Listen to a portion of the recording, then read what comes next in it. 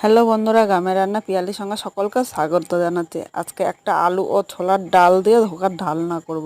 যে কোনো নিরামিষ দিনে তোমরা কিন্তু এইভাবে বানিয়ে নিতে পারো, খেতে কিন্তু দুর্দান্ত লাগে আর খুব সহজভাবে বানানো যায়। ছোলার ডালটা আমি আগে 2 ঘন্টা ভিজিয়ে রেখেছিলাম। আর এদিকে একটা আলু নিয়েছি, একটা পাত্রের মধ্যে আমি জল নিয়েছি। এবার এই আলুটাই জলের মধ্যে আমি গ্রেট করে রাখবো, কারণ এইভাবে গ্রেট করে জলের মধ্যে সাথে সাথে দিলে আলুটা কিন্তু কালো হবে না। আর আমি যদি এমনি পাত্রের মধ্যে আলুটা গ্রেট করে রাখি তখন দেখা যায় আলুটা কালো হয়ে যায়, তখন যে কোনো রান্না করলে কিন্তু খেতে ভালো লাগবে না। তাই এইভাবে গ্রেট করে সাথে সাথে জলে দেবে, দেখবে আলুর কালার কিন্তু একটুও চেঞ্জ হবে না। এইভাবে দেখো একদম মিহি করে আলুটা গ্রেট করে নিতে হবে, যতটা পারবে তোমরা একদম মিহি করে আলুটা গ্রেট করে নেবে। খুব সাধারণভাবে আজকে রান্না করছি, যে কোনো নিরামিষ দিনে কিন্তু দারুণ লাগে খেতে।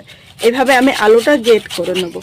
বন্ধুরা এখানে দেখো আলুটা গ্রেট করা হয়ে গিয়েছে, আর এই দেখো একদম মিহি করে গ্রেট করে নিয়েছি। ইচ্ছে করলে তোমরা বেটেও নিতে পারো, কিন্তু আমার মনে হয় বেটার থেকে এইভাবে নিলে একটু মুখে পড়বে, খেতেও ভালো লাগবে। আর এইভাবে জলের মধ্যে ভিজিয়ে রাখলে কিন্তু আলুটা দেখো আর কালো হবে না। এবার এইভাবে জলের মধ্যে আমি 5 মিনিট ভিজিয়ে রেখে এরপরে পরিষ্কার জল দিয়ে 2-3 বার ধুয়ে নিয়ে আসবো। এবার এখানে যে ছোলার ডালগুলো ভিজিয়ে রেখেছি, এখানে একটা মিক্সচারের বাটি নিলাম। বাটির মধ্যে আমি ডালগুলো এইভাবে জল ছাড়িয়ে নিয়ে নেব। আর এখানে কিন্তু জল দেবো না, জল ছাড়া ডালগুলো বেটে নিয়ে আসবো। তোমরা যদি পাটায় বাটো তাহলে কিন্তু জল দেবে না, জল ছাড়া এমনি মিহি বেটে নেবে। এবার ডালটা একদম মিহি বেটে নিয়ে আসবো। ডালটা একদম মিক্স করে নিয়ে এসেছি। এবার একটা বাটি নিয়ে নিলাম, এর মধ্যে এই ডাল বাটাটা নিয়ে নেব। বাটির মধ্যে পুরো ডাল বাটাটা নিয়ে নিয়েছি। এবার এদিকে যে আলুটা গ্রেট করে রেখেছি, দেখো আলুটা 3 বার পরিষ্কার জল দিয়ে ধুয়ে নিয়েছি। এবার হাত দিয়ে এইভাবে পুরো জলটা ভালো করে, আর এরকমভাবে করতে হবে যাতে এর মধ্যে 1 ফোঁটাও জল না থাকে। দেখো এইভাবে ভালো করে জলটা ফেলে আমি নিয়ে নিলাম। আলুর মধ্যে কিন্তু জল নেই, এইভাবেই শুকনো করে নিয়ে নিতে হবে, কারণ জল দিলে কিন্তু আরও পাতলা হয়ে যাবে। ডালটাও কিন্তু আমি জল ছাড়া বেটেছি। যতটা পারবে তোমরা জল ছাড়া ডালটা বেটে নেবে, আর আলুটা ভালো করে জলের থেকে এইভাবে তুলে জলটা চিপকিয়ে নেবে যাতে এর মধ্যে জল না থাকে। সব আলুগুলো নেওয়া হয়ে গিয়েছে, ওই বাটিটা সরিয়ে নিলাম। এবার এর মধ্যে স্বাদ অনুযায়ী লবণ দিলাম, প্রয়োজন মতো হলুদ নিলাম, 1/2 চামচের কম একটু ভাজা মশলা দিলাম। ইচ্ছে করলে তোমরা এই ভাজা মশলাটা স্কিপ করতে পারো, বা একবারে জিরে ধনে শুকনো লঙ্কা এই একসাথে ভেজে নিয়ে এই মশলাটা দিলে এর গন্ধটা কিন্তু দারুণ আসে। 4টে চেরা কাঁচা লঙ্কা, তোমরা ঝাল যেরকম খাবে সেই হিসাবে লঙ্কাটা নিয়ে নেবে। এখন আমি ডাল ও আলু এর সাথে ভালো করে সব মশলাগুলো মিশিয়ে নেব। অনেকে তো অনেক রকমভাবে রান্না করেছেন, আজকে আমি যেইভাবে রান্না করছি এইভাবে রান্না করে দেখবেন, খেতে কিন্তু দুর্দান্ত লাগে। আর রান্না করে খেয়ে কীরকম লাগলো কমেন্ট করে জানাতে কিন্তু ভুলবেন না। ডালটা মিক্স করতে করতে তোমার সাথে একটা কথা শেয়ার করছি। অনেক দাদাভাই আমার কমেন্ট করে বলে যে তোমার নখগুলো খুব বড় বড়, সবসময় নেল পালিশ করে থাকতে পারো না। কি বলো তো, আমাদের চাষি বাড়ি আর গ্রামের বাড়ি তো, তাই সবসময় নেল পালিশ করে থাকা কিন্তু আমাদের দ্বারা সম্ভব হয় না। যখন পারি তোমাদের সাথে নেল পালিশ করে ভিডিও করি, কিন্তু সবসময় করতে গেলে কিন্তু আমাদের খুব অসুবিধা, কারণ আমাদের বাড়িতে প্রচণ্ড কাজের চাপ। তোমরা সবাই জানো আমাদের পরিবারে কিন্তু অনেক লোক, সবাই একসাথে থাকি। যাই হোক, এখানে ডালটা দেখো সব কিছু ভালো করে মিশিয়ে নিয়েছি। জল ছাড়া ডালটা বেটেছি, আর আলুর মধ্যে জল নেই, তারপরে দেখো কতটা পাতলা হয়েছে। জল দিলে আরও পাতলা হতো। এবার এইভাবে আরেকবার ভালো করে মিশিয়ে নেব।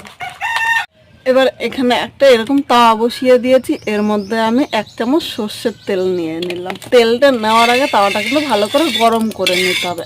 এখন এই তেলটা তাওয়ার চারিপাশে আমি এইভাবে ছড়িয়ে দিলাম যাতে চারিপাশে লেগে যায়, আর ডালটা না হলে কিন্তু দেওয়ার পরে তাওয়ার থেকে উঠবে না। তেলটা ভালো করে এই জায়গায় চারিদিকে ছড়িয়ে দিতে হবে। এবার এর উপরে যে ডালটা মিক্স করে রেখেছি ডালটা নিয়ে নিলাম। চামচের সাহায্যে ডালটা একটু গোল করে নেব, খুব বেশি পাতলা করব না, কিন্তু মিডিয়াম করে নেব। খুব পাতলা করলে কিন্তু ভালো লাগবে না। এরকমভাবে আমি গোল করে নিলাম, আর উপরটা একটুখানি প্লেন করে দিলাম। তোমরা তোমাদের ইচ্ছে মতো কিন্তু করে নিতে পারো।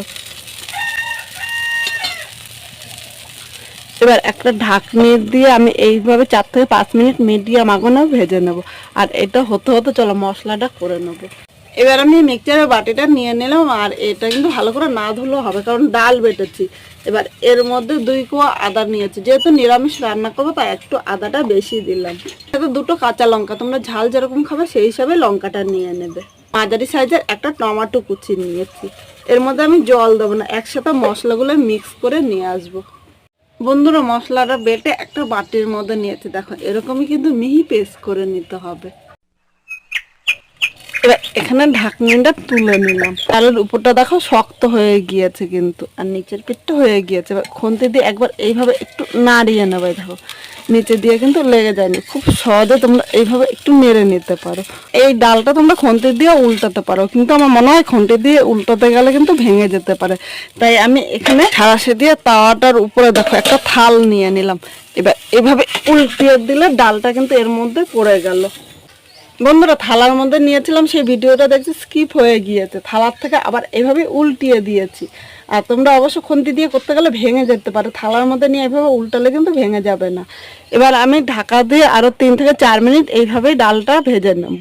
4 মিনিট হয়ে গিয়েছে, এবার ঢাকনিটা আমি তুলে নিলাম। দেখো কত সুন্দর ফুলেছে, দারুণ হয়েছে, ভেতরটাও কিন্তু একদম সেদ্ধ হয়ে গিয়েছে।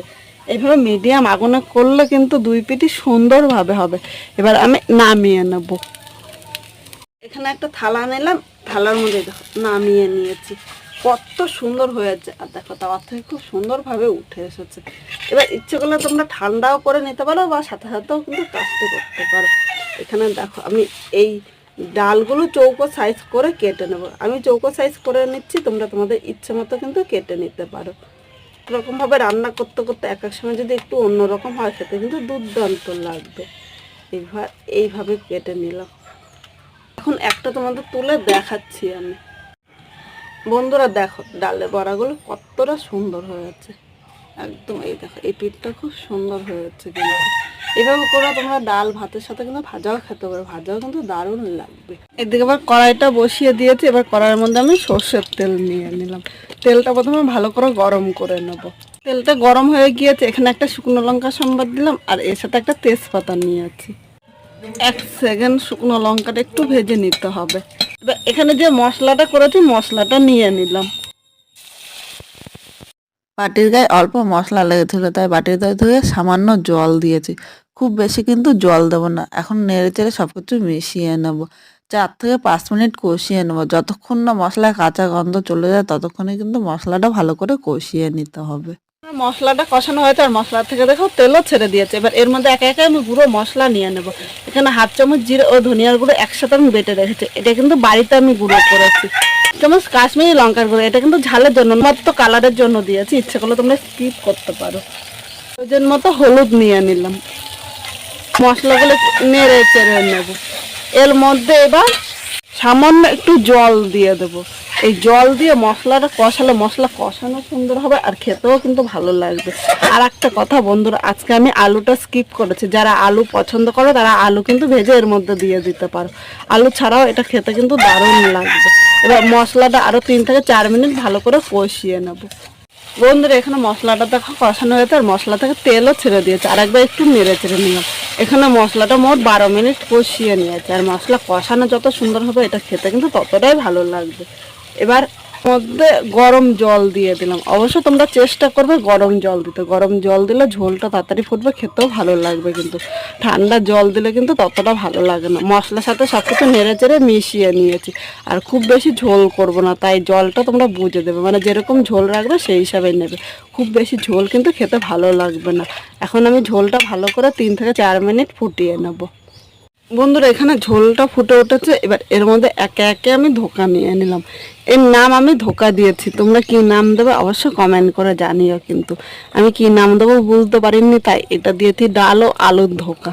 একবার রান্না করে দেখতে পারো, যে কোনো নিরামিষ দিনে খেতে কিন্তু দুর্দান্ত লাগবে। ওগুলো এর সাথে নেড়ে চেড়ে মিশিয়ে নেবো, খুব বেশি ফোটাতে হবে না, 1 থেকে 2 মিনিট ফুটিয়ে নেব। এই ধোকাগুলো কিন্তু আগে থেকে ভেজে নিয়েছে, আর ভেতরে সেদ্ধ হয়ে গিয়েছে খুব সুন্দরভাবে, ওরা সেদ্ধ হতে হবে না। এর মধ্যে যাতে ঝোল ঢোকে সেই পর্যন্ত ঝোলটা ভালো করে আমি ফুটিয়ে নেব। আজকে খুব সাধারণভাবে ধোকা রান্না করেছে, এইভাবে করলে গরম ভাত বা রুটি দুটোর সাথে কিন্তু দারুণ লাগবে খেতে। এখানে ধোকাটা হয়েছে, এর থেকে ঝোলটা টানাবো না, কারণ ঠান্ডা হলে কিন্তু আরেকটু ঝোল টেনে নেবে। এবার এর মধ্যে একটু গরম মশলা ছড়িয়ে দিলাম। গরম মশলাটা এর সাথে নেড়ে চেড়ে মিশিয়ে 1 মিনিট আমি ঢাকা দিয়ে স্ট্যান্ডিং টাইমে রেখে দেবো। মিনিট পর নামিয়ে নিলাম। আজকে খুব সাধারণভাবে ধোকাটা রান্না করেছি। তোমাদের কিরকম লাগলো কমেন্ট করে জানাতে কিন্তু ভুলো না। নতুন কোনো বন্ধু ভিডিওটি দেখতে আসলে ভালো লাগলে একটা লাইক শেয়ার ও কমেন্ট করো। সাবস্ক্রাইব করে পাশে থাকো, যাতে নতুন নতুন ভিডিও আপলোড করলে সবার আগে নোটিফিকেশন আপনার কাছে পৌঁছিয়ে যায়। এইভাবে করলে রুটি বা পরোটা দুটোর সাথে কিন্তু দারুণ লাগবে।